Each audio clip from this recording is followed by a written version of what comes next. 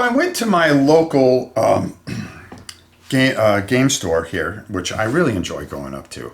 The Bearded Brown Coat or something like that. If you're in Ocala or Bellevue, they have two stores. I enjoy going to both. I decided to just go in there, and I needed to get a comic book actually. But then I saw this game here, and it is the Everrain, a game by Adam Smith by Grimlord Games. So I was just absolutely fascinated by it. Now, I'm going to show you a bit of this. I don't think I can explain a lot to you. I tried to see if there were any good videos on it so I can explain a little bit better on this video without having to read the manual, because the minute I got this, I wanted to make a video, and that's exactly what I'm doing. But of course, I ran into videos where it's all the stupid faces in the beginning, which they could do whatever they want. But when you go to watch an hour and a half video and they're clowning around in the beginning, and they're smelling themselves, thinking that their channel is the greatest thing ever, and that they're giant personalities, and they make it about themselves instead of the game, I lost interest and I couldn't make it through the video. One gentleman did a review of it, and he did a pretty good job of breaking it down. So that's where I got some of it from. I kind of skimmed through the manual. I'm not going to be able to tell you a lot about this, but I'm going to tell you something. This is very interesting to me, and I want to show you the miniatures, and I want to show you the concept here that had really just made me buy this. I mean, it's as simple as that. I just went out and bought it.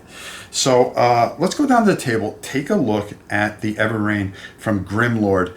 They have a couple of videos I'm going to try to sit through so I can bring you a really good playthrough of this. I think it'll be a lot of fun. I think it'll be more fun to paint it first. So let's just see how we go. One-man show. We try to do our best here. So let's go down the table. The first thing I did while I was there, they had the mats to buy, so I got the mats instead of using the paper ones, and I just want to show you these. These don't come with it, but I did buy them. You get 4 different ships. You are going to be putting cards here, okay, and they're going to give you you could buy like extra cannons and all kinds of different things, and you're going to be assigning your guys on the ship to different areas and playing that out with your actions. You're going to have a certain amount of actions that you're going to play. You're actually going to have little chits here that you're going to be pulling. You can only pull 3 out of the 5. So you're going to have to strategically figure out what you're going to want to do. Then you're going to have cards here, which I'm going to show you in a bit, because I'm going to open this up as we go at it and kind of show you how it kind of goes, because this is the first time I'm opening it, and like I said, I got home and the first thing I wanted to do was learn about it, and I just really couldn't. Here's your board, which is just glorious. You're going to be trying to get a bunch of victory points. There are certain things that are going to happen that if it hits a certain point, you're going to lose the game, as far as I understand. Okay, so you got to forgive me if I'm not getting this right. You're going to be placing tiles here, and they're going to be in 3 acts. Okay, so when you turn over a tile, like this is the first act, you are going to put this tile right here, and you're going to have your beautiful ship, and you're going to have calm seas, which are easy to move in, rough seas, which are going to be harder. You're going to have islands that you're going to visit, shipwrecks that you're going to explore, and you're going to constantly be adding these things in here, building as you go through. And you're going to run into enemies, and boy, are there some glorious enemies here. Your crew are going to be all kinds of different things, and they're going to be very important here. And there's some small cards that are going to go underneath here. One's going to have a good trait, and one's going to have a bad trait. Like he's bullish, okay? That's a good trait. But you're going to pop this out, and then you're going to randomly draw a bad trait. You're going to be trying to roll under these numbers, not over, but under. I believe, I think I'm 100%, when you do certain tests. Okay, so each guy is different. And then trauma and strain, if you ever go to the wrong side of this, your crew member is going to die, which is not going to be good, because you're going to lose the game. You're going to be getting a certain amount of clues when you turn this over. There is a clue, so you would get 2 clues. These are going to help you throughout the game. So you're going to want to have those in hand. Here are some of your actions that you're going to be doing. You're going to have a navigation action. You're going to have a cannon action, and then just a crew action, which you're going to be using throughout. You have all kinds of different money that you're going to start with. But the real star of this show, okay? And I do mean that this is very story driven. When you land on an island, you're going to take your crew members and you're going to move them around. Now, you're talking about crew members, okay? The rule book isn't horribly extensive. It gives you both the positive and negative traits, okay? Spoils, okay? And really breaks everything down. You know, as I was going through this, it does make sense, and I'm able to explain it enough to you so you can get a small feel of it, but not a full feel of it. But yeah, you see those miniatures? Let's go take a look at them. All right, because that's what you really want to see, right? You're just like me. All right. First of all, this is the big old baddie right here, and I'm not going to pull him out, but maybe I will. I really like the detail on this stuff. You're going to have your bad guys here and then your different crew members. Okay, and there's a ton of everything. And I'm going to pull out one of these just so you can see the immense detail on these beautiful, beautiful models. I mean, these are just absolutely gorgeous, which means they must be painted. Must be. Or else what's the point? Your ships. Oh, man. Forgive the noise, forgive the noise. Good quality, you're gonna get tons of beads, tons of different, the dice are beautiful. You're getting tons of cards. Remember I told you, you're gonna have these little trait cards, and then these are some of the different cards that are going to go onto your player mat that's gonna make your ship better. And look at these ships. Each ship is kind of different, which makes it really, really unique. And then the bad ships, which you're going to be taking on, these are going to be fun to paint.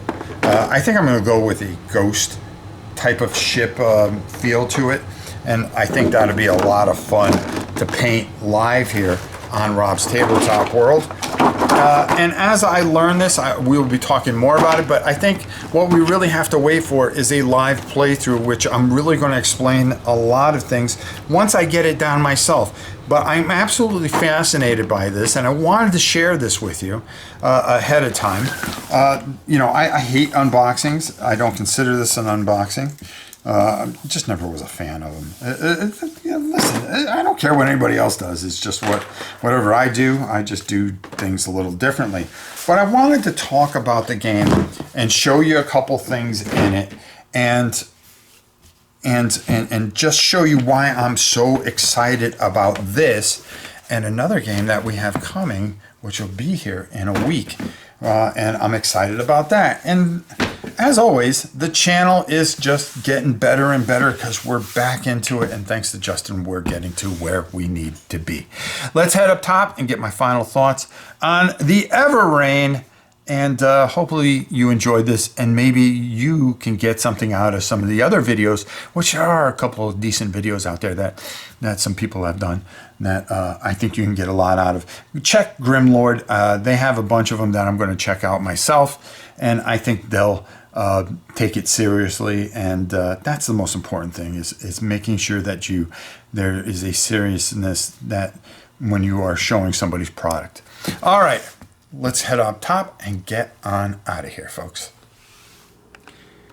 Now, the one thing that I really like about this is how your deck hands and how you use them and utilize them. It's almost like a work replacement type of thing that you do. But the sea is constantly changing, going into ports, picking up passengers, all these unique things that you can do with this. And then that kind of, it's almost a Cthulhu style type of thing. And I know how I'm going to paint this up. I'm really going to do something creepy with the creatures, and I'm really excited to do this. And this is just a game that just kind of just stuck its head out to me and spoke to me, and I just had to have it. I really think this is something that we're going to have a lot of fun with. So keep your eyes out peeled.